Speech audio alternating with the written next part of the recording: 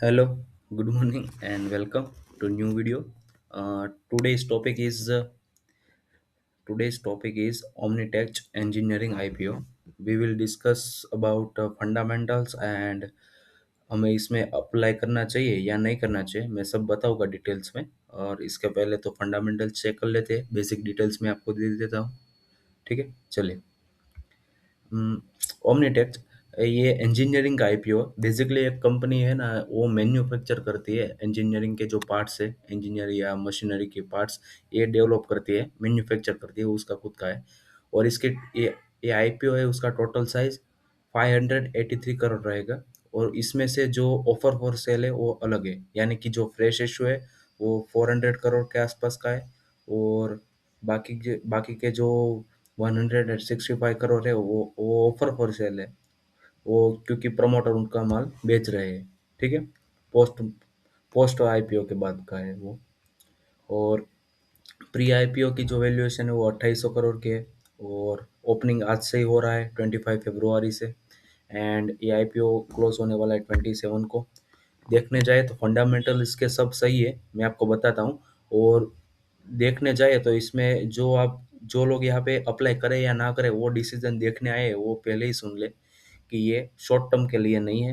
अगर आप long term में इंटरेस्टेड है तो ही अप्लाई करना, बाकी मत करना। क्योंकि इसमें शॉर्ट टर्म में कोई सब्सक्रिप्शन या वो कुछ मिलने वाला नहीं है। अलॉटमेंट के बाद के जो प्रीमियम गेन और वो सब नहीं मिलने वाला है इस आईपीओ में, क्योंकि ये 1% का ही अभी जीएमपी इसका दिख रहा है, 4 या 5 रुपए से। क्योंकि इसका लॉट साइज भी 66 शेयर का ही है। और बाकी का देखे तो 25 से 27 तक ये ओपन रहेगा। और 2 मार्च को इसका अलॉटमेंट आ जाएगा। और 4 मार्च से इसका जो डेबिट और क्रेडिट के मैसेज हमारे फ़ोन में आने शुरू हो जाएगी बैंकिंग के तरफ से। और बेसिकली देखें तो जो रिटेल कोटा है इसमें 35% है। ठीक है। एंड इंजीनियरिंग की लाइन की कंपनी है। वैल्यूएशन इतना ठीक ठाक है, बहुत हाइप भी नहीं है। और वो इसका जो वैल्यूएशन जो डिमांड कर रही है वो बहुत लो भी नहीं है और बहुत हाई भी नहीं है, मीडियम रेंज का है। और फिर भी जो इसका ग्रोथ है वो भी बढ़ता ही जा रहा है, ऐसा नहीं है नहीं बढ़ा है, उसका ग्रोथ भी बढ़ा है। देख लेते हैं हम इसको भी। देखो, रेवेन्यू है वो साल भर साल बढ़ता गया है। 2023 और 2024 में फ्लैट लाइन था।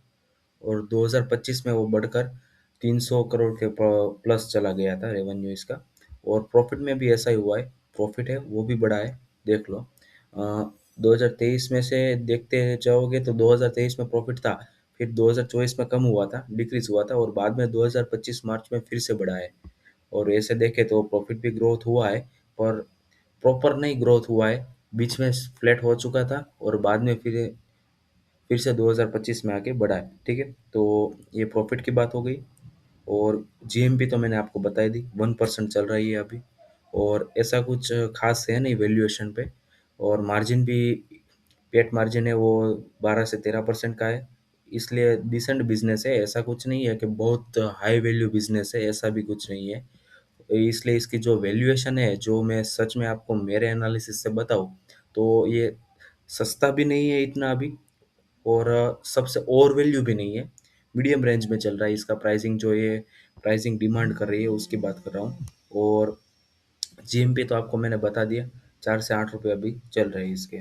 तो इतना हाई लिस्टिंग नहीं होने वाला है, लिस्टिंग गेंस भी नहीं होने वाले। That's it. एंड आपका पर्सनल चॉइस रहेगा, और मेरे हिसाब से तो ये मैं अवॉइड ही करने वाला हूँ।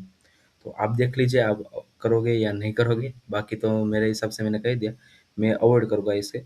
और बाकी के नए आईपीओ आएंगे तो मैं आपको ज़रूर शेयर करूँगा।